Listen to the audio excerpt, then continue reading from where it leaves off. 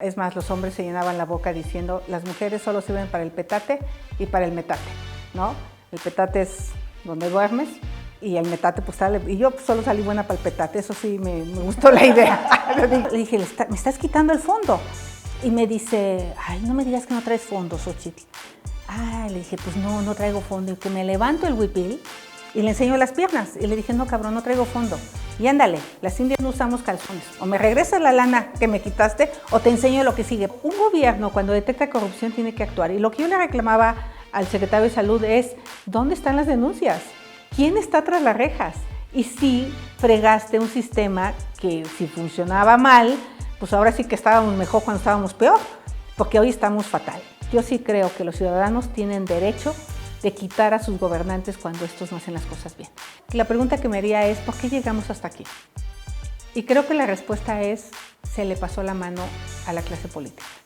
Hubo una bola de ampones, de impresentables, del PAN, del PRI, que hicieron que los mexicanos nos sacaran a patadas. Quiero ser jefa de gobierno. Okay.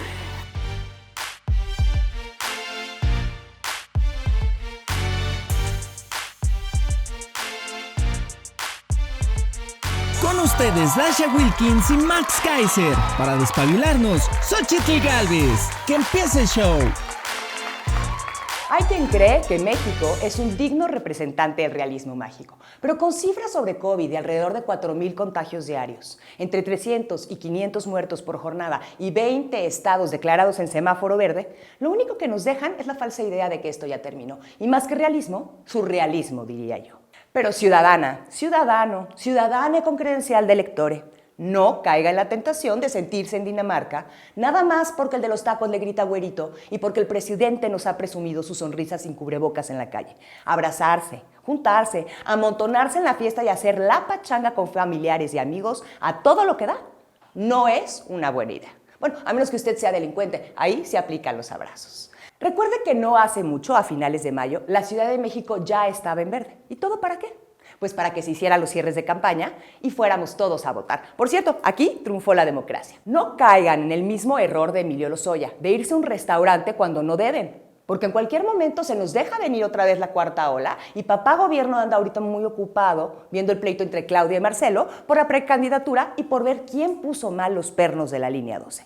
Acostumbrarnos a las altas cifras de defunciones y contagios no está padre. Mejor pongamos nuestras esperanzas en la avenida del Buen Fin y en los meses sin intereses, que mantenernos vivos para pagar las deudas también sirve para aferrarnos a este mundo. Aléjense del dinero porque eso lleva a la perdición. Esto dijo el presidente Andrés Manuel. Y qué mejor manera de alejarse de él que gastarlo en el puente del Día de Muertos, la Fórmula 1 o el Corona Capital. Y retomando lo de la línea 12 del metro, en el peritaje ya salieron a relucir los 10 primeros nombres para imputar. Entre ellos está el de Enrique Orcasitas, exdirector del proyecto Metro. ¿Pero en dónde queda la responsabilidad de Mario Delgado por autorizar y pagar una obra mal hecha? ¿Y de Marcelo Ebrard por presionar su inauguración? ¿Y la de Claudia Sheinbaum por no darle mantenimiento? Aquí veremos si también se da la impartición de justicia. Digo, ahora que AMLO va a ir a presumir a la ONU su modelo anticorrupción, del cual no hemos visto nada. Pero mientras existan panistas como Diego Fernández de Ceballos y Antonio Lozano Gracia, que según el gobierno federal apoyaron al exgobernador de Sonora, Guillermo Padres, honestamente tampoco les podemos achacar toda la culpa. En fin, me voy, no sin antes recordarles que octubre es el mes de la concientización del cáncer de mama. Durante la pandemia, 7 de cada 10 mujeres dejaron de hacerse chequeos para detectarlo. El cáncer de mama detectado a tiempo tiene hasta 95% de posibilidades de cura. Autoexplórate y chécate. Ahora sí, vámonos con nuestra invitada de hoy.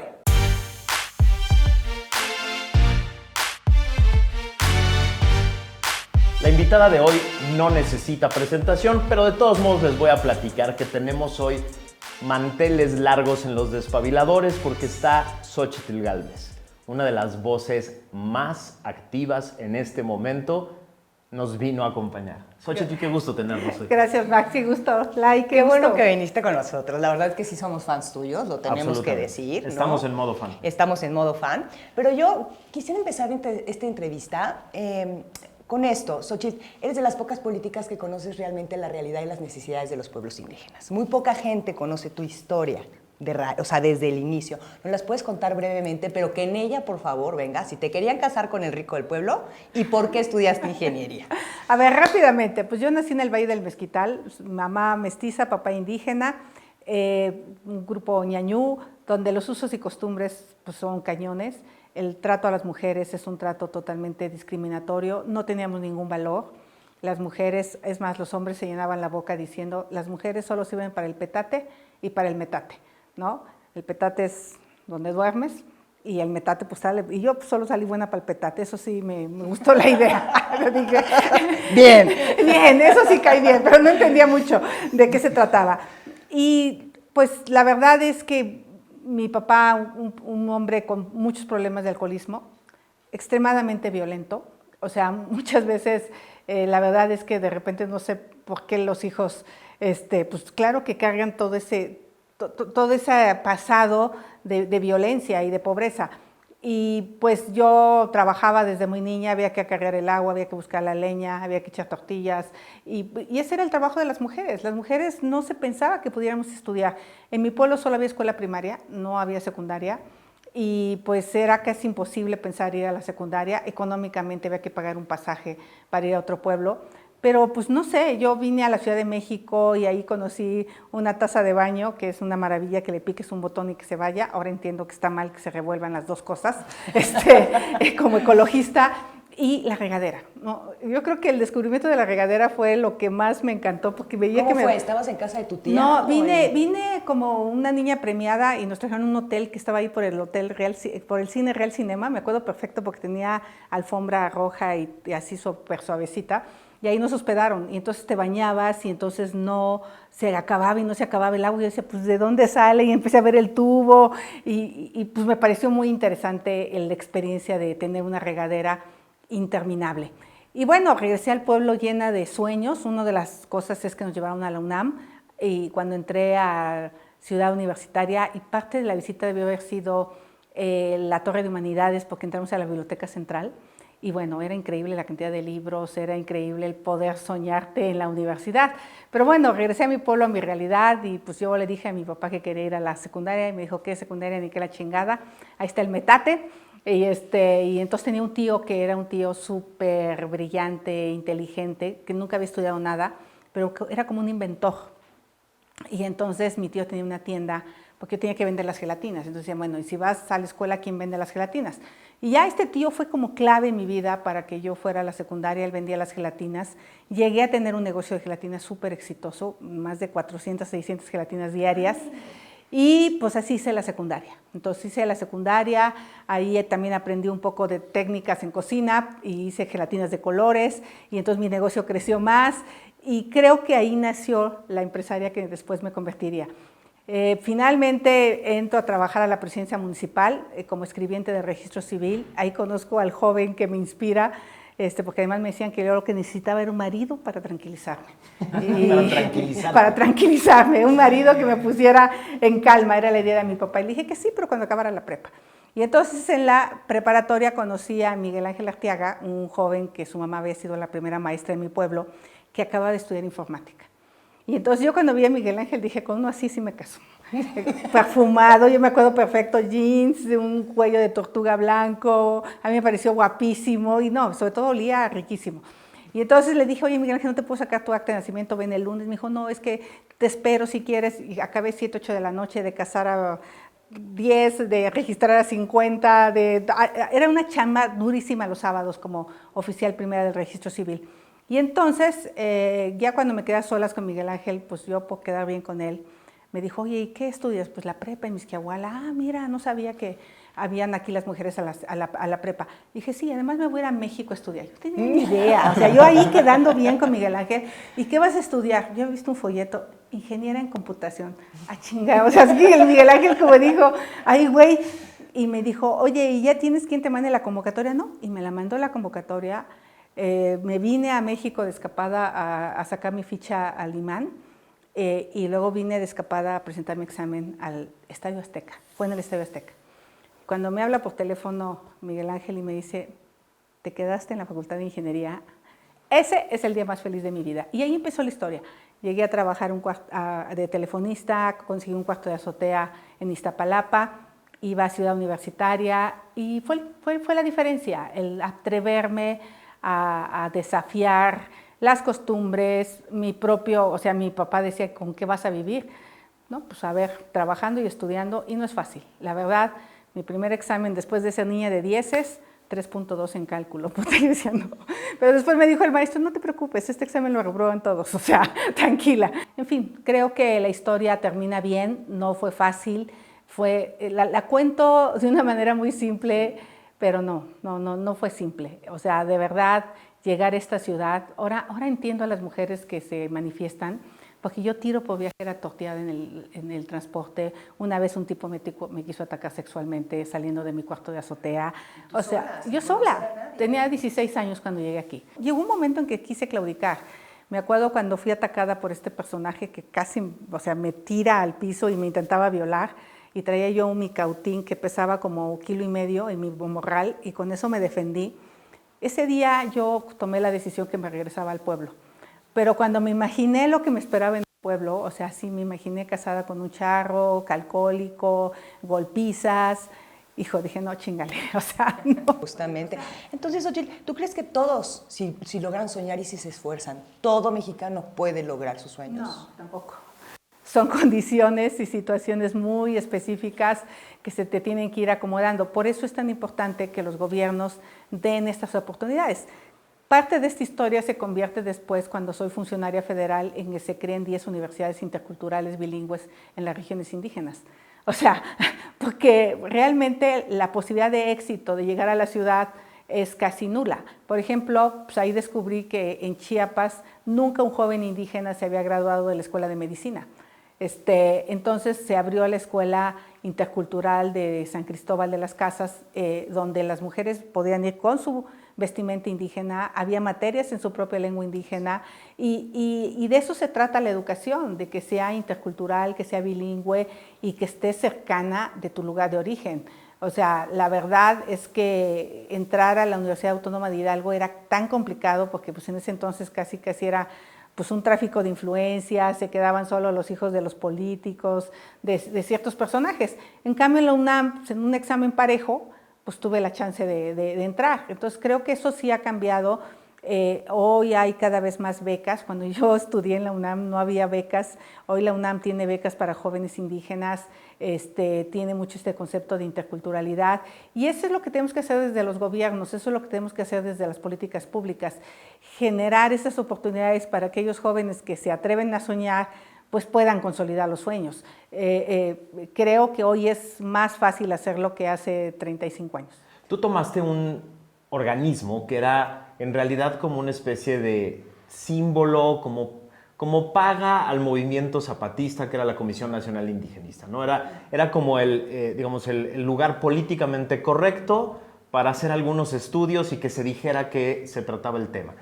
Y te pusieron ahí seguro con la esperanza de, bueno, lo va a mantener así, y convertiste ese lugar en un monstruo que abarcaba el resto de las políticas públicas y pusiste a sufrir a los servidores públicos. Platícanos algunas historias de estas que yo conozco, pero quiero que nos las platiques, de cómo conviertes este pequeño organismo políticamente correcto en un monstruo transversal que hacía sufrir a todo el gabinete, y funcional, que hacía sufrir a todo el gabinete. Yo no andaba atrás de un político quedando bien y pidiéndole chichi, ¿no? Yo estaba de empresaria, me iba muy bien, tenía una fundación donde trabajaba con 80,000 niños indígenas en un programa de desnutrición, estaba casada con 2 hijos, o sea, tenía una vida razonablemente productiva y tenía un proyecto social muy importante.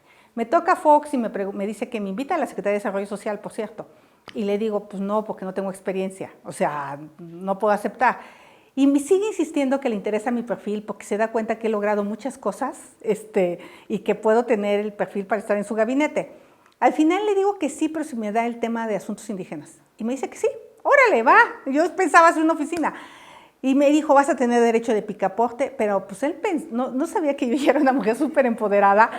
Y la primera vez que enviamos la iniciativa de reforma constitucional, pues de repente el Congreso dice que no, Fox sale a felicitar al Congreso y yo salgo a decir, no, esa reforma no sirve. Entonces esa noche me llama Marta y Santiago Krill, que está muy mal, que haya hecho esas declaraciones, que por favor salga a retractarme, ¿no? Y le dije a Marta, ¿sabes qué? Dile al presidente que prefiero irme. O sea, no, pues yo es lo que pienso, es cierto lo que dije, esa reforma no es lo que mandamos, entonces dice Fox, me dice Marta, dice al presidente que le mandes un documento donde expliques esto que dices. Y le preparé un documento, se lo mandé y al otro día me habló, me estaban golpeando todo el mundo por mis declaraciones y me habla Fox y me dice, no, a ver, tiene razón, es cierto, cambiaron la reforma que mandamos, los acuerdos de San Andrés sacaron otra cosa, no te preocupes, quien va a corregir soy yo. Y eso dijo el presidente. Y a partir de ahí empieza la revolución en la comisión. Empieza la revolución, me di cuenta que realmente tenía interés y pues desde pelear el presupuesto, crear la institución, Paco Gil, pues una de las anécdotas más graves era que Paco me habían dado un fondo de infraestructura porque había 4 millones de indígenas que no tenían electricidad, 4 millones de indígenas que no tenían agua potable, los niveles educativos por los suelos, y entonces pues ya me dan un presupuesto para empezar a resarcir y hacer una estrategia de electrificación y me dan 1,000 millones. Y entonces al día siguiente me entero que le bajaron 100 y me encuentro a Paco en un evento y le digo, oye, cabrón, ¿por qué le bajaste el presupuesto? No, le dije, me estás quitando el fondo. Y me dice, ay, no me digas que no traes fondos, Xochitl. Ah, le dije, pues no traigo fondo. Y que me levanto el huipil y le enseño las piernas. Y le dije, no, cabrón, no traigo fondo. Y ándale, las indias no usamos calzones. O me regresas la lana que me quitaste o te enseño lo que sigue. Pero eso delante de los militares. Estábamos en el colegio militar, los generales, esposas, secretarios, todos viendo la escena y yo con el huipil levantado. Y Paco se puso rojo y dijo, no quiero investigar lo que sigue. Y al otro día me habla el presidente, oye, eres la única que no le redujeron. No, señor presidente, el cabrón del Paco pagó por no ver. Y a partir de ahí, el Fondo de Infraestructura llegó a 12,000 millones de pesos. O sea, eso era en serio. Había carreteras que valían 700 millones. Tú no te puedes imaginar construir la Tlapa-Markelia. Hoy dicen que tiene hoyos, sí, si no le dan mantenimiento en 20 años, pero la carretera se abrió, se hicieron cortes, la Ruiz-Zacatecas. Que le redujo 10 horas a los huicholes, la transfronteriza en Chiapas, llegamos a la realidad, a donde estaba el subcomandante Marcos, se electrificaron a 2 millones de personas, electrificamos la Tarahumara, los postes se llevaban con helicóptero, porque no había manera de entrar, a la Cora, Huichol, Tepehuana, tenían 30 años de promesa de darles electricidad a la selva lacandona, ¿no? Donde habían reubicado un montón de gente en varios municipios allá, Marqués de Comillas, Benemérito, se llaman los municipios, y se electrificaron. Entonces, y cada que Fox un día me pegó en la mesa, íbamos a una cumbre, en Baja California Sur, cuando se voló el toldo que habían puesto, era creo que de la Pacífico, no sé, era una cumbre muy importante que venía desde el presidente de Estados Unidos. Íbamos en el avión y de repente me dijo, no tengo dinero. Se ve que estaba encabronado, no sé quién lo había hecho enojar, y me pegó en el avión, estaba Sojo. Puta, me levanté encabronada y me dice el general Tamayo, ¿qué onda? Le dije, lo voy a mandar a la chingada. A mí no me grita así, no, tranquilícese. Ya no le hablé a Fox para nada, y después en la reunión del día siguiente me manda a decir que me va a dar 2,000 millones más. Y dije, bueno, por un grito de esos. Pues jala, ¿no? O sea, porque yo le iba a renunciar. O sea, porque yo le dije, ¿sabe qué, señor presidente? Yo ya no tengo saliva para echarle cuentos a los indígenas. O me da dinero o me voy de su gobierno. Así, de contundente, me fui, me di la vuelta y me fui para otro lado del avión. Ya no le dirigí la palabra, estaba yo súper enojada, porque lo único que yo hacía era traducir lo que él había dicho. Él había prometido eso, y creo que a esto es lo que le falta a los funcionarios actuales, tener ovarios, tener huevos. Y para decir, me equivoqué, ¿no? También. También. Porque eso es ser un disculpa, un ser pero no humano. tienen, se callan. El presidente les dice, no, pues sí, Adelfo Regino era un poco mi asesor cuando yo estaba, y yo no lo veo que pelee el presupuesto. O sea, le bajaron el presupuesto de cuando llegó, tenía 6,000 millones, de por sí ya venía de bajada, de llegar a tener 12,000 millones, dejaron 6,000 con este gobierno, y este gobierno lo tiene en 3,400 millones. ¿Cómo reaccionan los hombres a una mujer como tú que los los enfrenta a documentos, cifras, información y sobre todo valor y honestidad para decir las cosas? ¿Cuál es la reacción común de los hombres de este círculo político al que enfrentas todos los días? Pues mira, pues sí, el problema más grave es que por ser hombres creen que saben. Entonces, es ahí un problema. En serio, es que las mujeres tenemos como más sentido de humildad de decir, mira, de ese tema no sé, pero voy a estudiar, ¿no? Y entonces nos podemos estudiar como locas. Sí se sienten intimidados, siguen teniendo el control del poder, eso es algo súper cierto. Tan es así que en mi grupo parlamentario no tenemos una mujer coordinadora y somos 14 senadoras mujeres, o sea, contra 10 hombres. Entonces dices, algo está mal, algo no hemos hecho bien. No están acostumbrados a que los enfrentes, pero creo que en el Senado seguramente les caigo muy mal a muchos de Morena, pero muchos otros sí reconocen que subo a hablar con argumentos técnicos. O sea, que no hablo lo güey, que si hablo de energía es porque la entiendo. Hoy subí una tabla que se trabajó con un asesor con Paul, donde queda clarísimo que el costo promedio de la tarifa es 0.79 centavos, no los 5.20 que dice el presidente, y con datos de CFE. ¿Cuáles son los peores errores de este gobierno? Y si tiene algún acierto que tú veas con el que se puede trabajar hacia adelante. Mira, yo creo que el peor error es el tema de haber desaparecido el Seguro Popular. Porque efectivamente, que es parte del debate que hicimos la semana pasada, hay 16 millones de mexicanos que se quedaron sin cobertura de salud, más los 20 que había. Entonces son 36 millones. Se dijo que había corrupción en el abasto de medicamentos y se canceló todo un proceso y las consecuencias son 16 millones de recetas que no se suministraron. El año pasado y este año de lo que va son 8 millones de recetas. Y esto parecería que no es importante, pero cuando ves que la muerte por diabetes subió 46%, de un año a otro, la cifra es brutal. Y cuando ves que las muertes por cardiovasculares subió 40%, pues ahí es donde encuentras el exceso de mortalidad, porque resulta que en 2019 de los 350,000 que fallecieron de más, 200,000 son por COVID, pero los otros 150,000 tienen otras causas.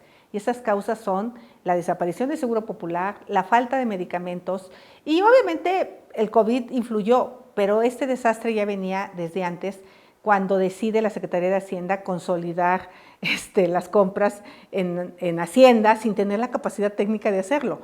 Entonces le quitan al IMSS, que razonablemente lo hacía. Entonces, ¿qué hubieran hecho? Si había corrupción, como cuando yo llegué de delegada.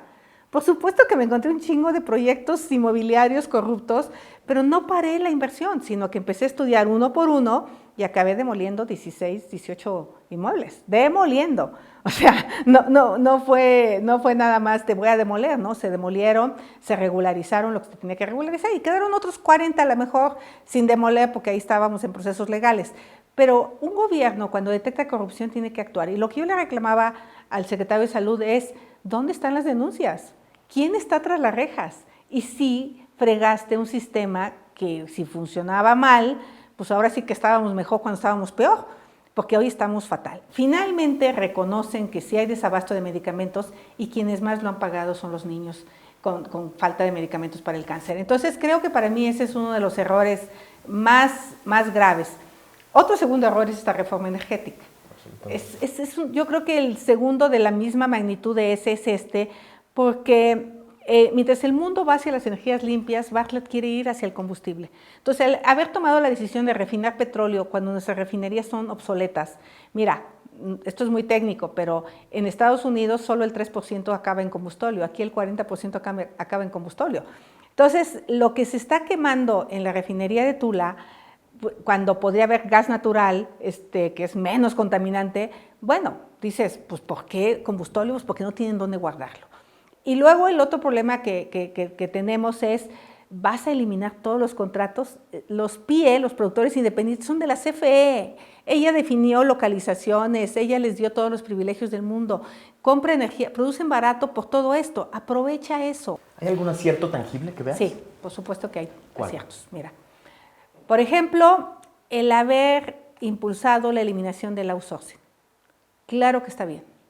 Claro que hay que celebrar porque había un abuso brutal de muchos empresarios. El fondo era el reparto de utilidades, ¿no? Esta cláusula de repartir, pues las empresas que vienen de otros países con otro tipo de tasación dijeron, pues es increíble, hago un insourcing donde tengo a los empleados y acá genero las utilidades. En el momento que topas el reparto de utilidades, que por cierto las que sí repartían lo que debían, pues ya se fregaron los trabajadores, pero en general no repartían utilidades. Entonces a mí me parece que ese es un buen acierto. Otro buen acierto que no te va a gustar a ti, pero a mí sí me gusta, es la revocación de mandato. Yo voté esa reforma constitucional y el PAN la votó en contra.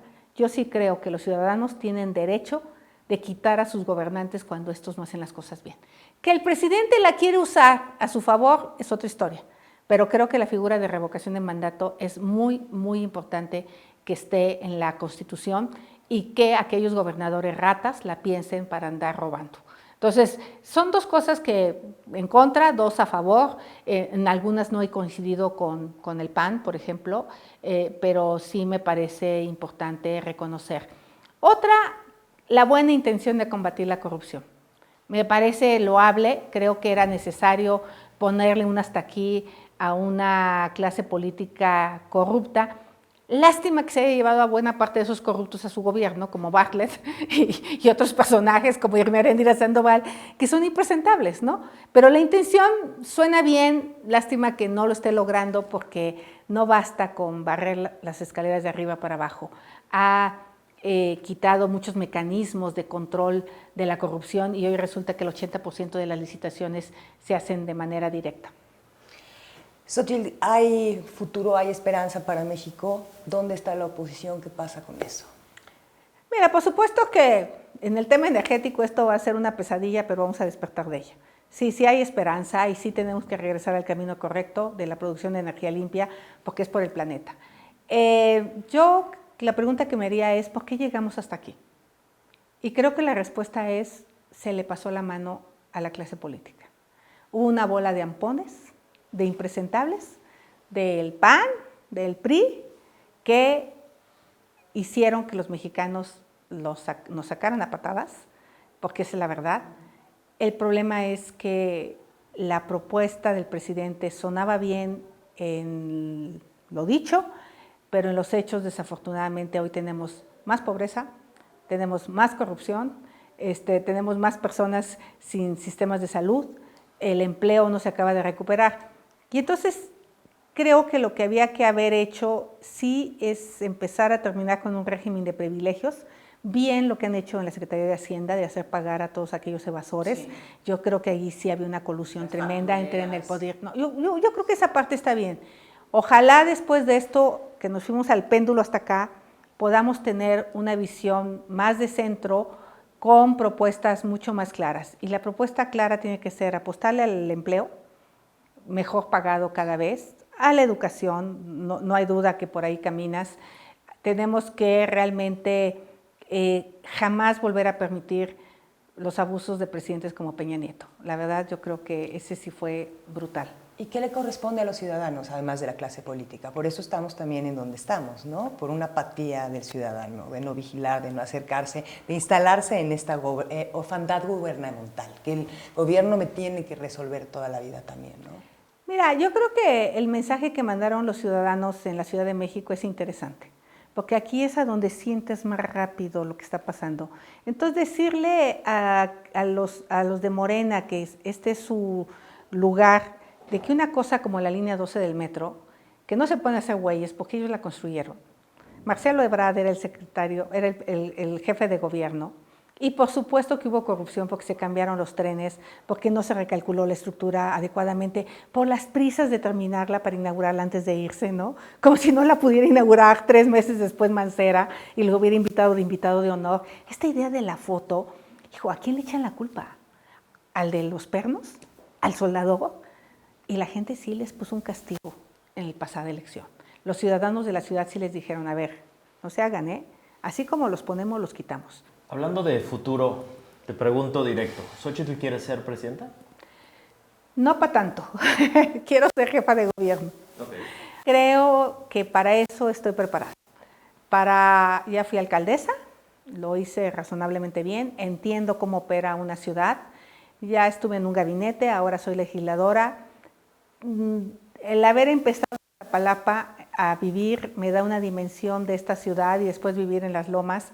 Conozco los dos Méxicos y me queda claro que esta ciudad lo que necesita es una ingeniera que le dé mantenimiento, de verdad. Es algo tan sencillo como que no haya baches, como que las lámparas estén prendidas, como que los árboles estén podados, como que las banquetas sean caminables. No sé por qué la clase política se inventa tantas historias cuando lo que le toca es darle mantenimiento a la ciudad. Que funcione el metro, que funcione el drenaje, es un tema de mantenimiento. Y otro tema es, que ahí mi experiencia como empresaria sí me dice, es el empleo. La gente no puede seguir viviendo de la dádiva. O sea, mira, yo que vengo de una comunidad indígena tan pobre, trabajábamos. O sea, el valor del trabajo es algo que tenemos que recuperar en la gente. Saber que tú puedes salir adelante a base de trabajo. Y obviamente, tercer tema que para mí es clave y que como ingeniera también, el agua. Si no resolvemos el tema del agua y la movilidad, estamos perdidos en esta ciudad. Entonces, creo que la vida me ha hecho tener ese expertise, ese conocimiento por haberme dedicado hace 30 años a los temas de sustentabilidad que puedo poner al servicio de la Ciudad de México. Y la seguridad no va mal. Yo creo que hay cosas que ha hecho Claudia que hay que darle continuidad, que hay que rescatar. Sí.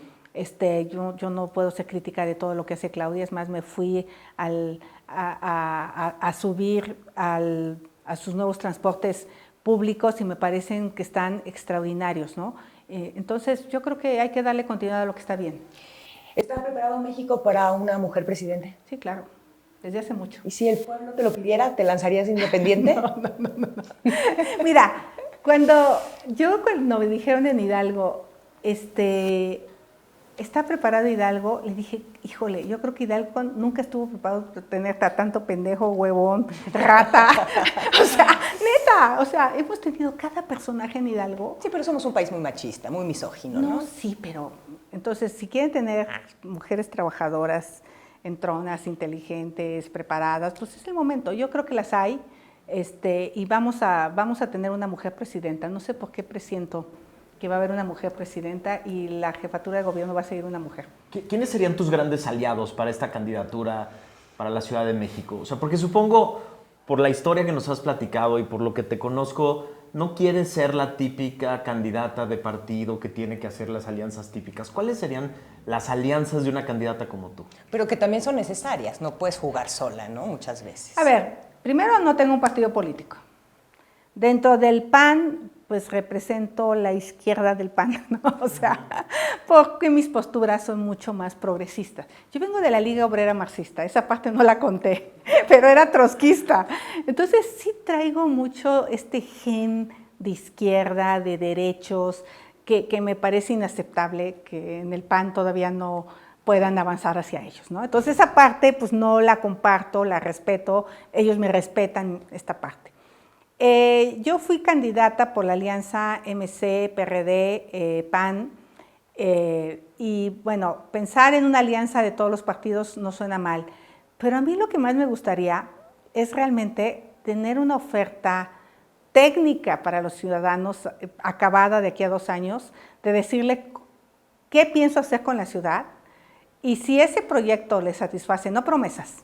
Decirle, a ver, el tema del agua se va a resolver de esta manera, con este plan y con este dinero, y el tema de la movilidad se va a resolver así, o sea, estos cablebuses que hizo Claudia están bien, hay que seguir haciendo más, y cómo se los vas a hacer. Y entonces presentar más que unas promesas de campaña, hacer una propuesta de campaña que la gente diga, ah, me hace sentido, y para eso se requiere trabajar mucho estos 2 años que viene, además de ser senadora, en construir esta estrategia.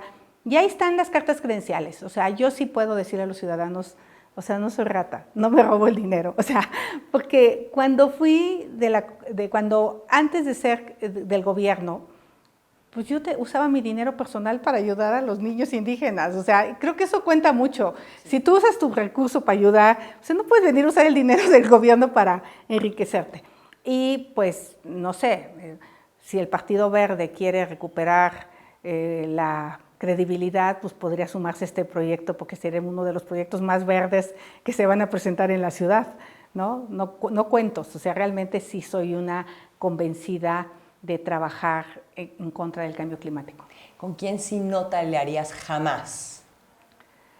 Pues no sé, no, yo creo que no tengo como con ratas, o sea, con corruptos no, o sea, a ver, cuando fui candidata a Hidalgo, un personaje muy negro me sentó en la mesa y me dijo, a ver, yo me sumo con tus votos, ¿pero qué me vas a dar?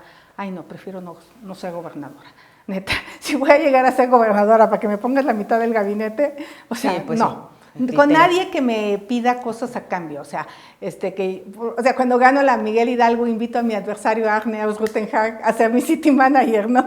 O sea, gran dupla, la verdad que no, sí. Pero de verdad, porque algo así sería. Y se complementan, ¿no? Además. Traer a ciudadanos inteligentes, brillantes, no necesariamente políticos, porque lo que la gente va a querer es que yo dé resultados, no que ponga a mis cuates o a los cuates de mis cuates en los cargos públicos. Y que de una vez sepan que así sería. Si me quieren así, va. Si quieren a alguien que les cuide sus intereses, no soy yo la candidata. Hace 24 años esta ciudad está gobernada por el mismo grupo que solo cambia de apellidos, nombres y se mueven de un lado. Y han generado una cantidad de alianzas que luego los meten unos problemones a la hora de gobernar, ¿no? Se alían con los taxistas, con los comerciantes de la calle, etcétera, y luego por eso no saben qué hacer. ¿Se puede ganar esta ciudad y luego gobernar sin ese tipo de alianzas? Pues si le tienes una propuesta para cada sector clara y entender que este desmadre no le conviene a nadie. El que no haya agua en esta ciudad, tanto les va a faltar a los taxistas como a los tianguistas como a los artesanos. Entonces, o sea, les conviene que haya orden. Que este desmadre de movilidad, donde te quedas 2 horas, no te conviene a ti ni a nadie. O sea, entonces, ver lo que hizo la alcaldesa de París, Anne Hidalgo, es impresionante en 2 años. O sea, el haber sacado 60,000 coches de la calle para hacer ciclovías, ok, se encabronaron 60,000, pero 2 millones la votaron de nuevo. O sea, no sé, siempre entender, cuando me tocó hacer la ciclovía de Horacio, pues obviamente protestas, manifestaciones, se van a cerrar los negocios. O sea, no, el comerciante quería poner su coche enfrente de su negocio, no quería caminar 2 cuadras, ahora tiene que caminar 2 cuadras y pasan los ciclistas y le compran porque ven productos, es otro consumidor el ciclista, pero es la única opción. Yo acabo de tener un accidente en bicicleta, por cierto, pero cada que nos odien, recuerden, es su coche menos y ustedes pueden fluir más rápido. Entonces, sí se puede hacer un híbrido de transporte público, pero para eso hay que bajar a los automovilistas con buenos servicios de transporte. ¿Sí tiene solución esta ciudad? Por supuesto que tiene solución y va de mano de ingenieros, no va de mano de políticos. Si ahorita, por ejemplo, acabaras la carrera, no pudieras seguir colaborando con el gobierno ni estando en ningún puesto público, ¿a qué te dedicarías? ¿Qué harías? A ser ingeniera. Regresaría al tema de social business. Estaba yo trabajando, llevando agua purificada a comunidades indígenas con altos niveles de contaminación, de arsénico, de metales pesados que les ocasionan problemas en los riñones. Retomaría, por supuesto, ese proyecto, que es un proyecto maravilloso, a ver si me hacen abuela y tengo un nieto, y me volvería asesora de muchos temas a quien quisiera que le enseñara un poco de lo que aprendí en el Senado. O sea, no voy a dejar de hacer cosas, no se me acaba la vida, no me deprimo, no vivo de esto. ¿Cuando eras chiquita soñabas con ser algo diferente? Fíjate que eso es una buena pregunta. No sabía qué quería hacer, pero sí sabía que no quería hacer. Sí sabía que no quería vivir en esa violencia toda mi vida. Fíjate, eso sí lo tuve claro. A ver, yo no quiero esto para mí el resto de mi vida. Es más, yo le propuse a mi mamá dejar a mi papá e irnos del pueblo. Se lo propuse en 2, 3 ocasiones.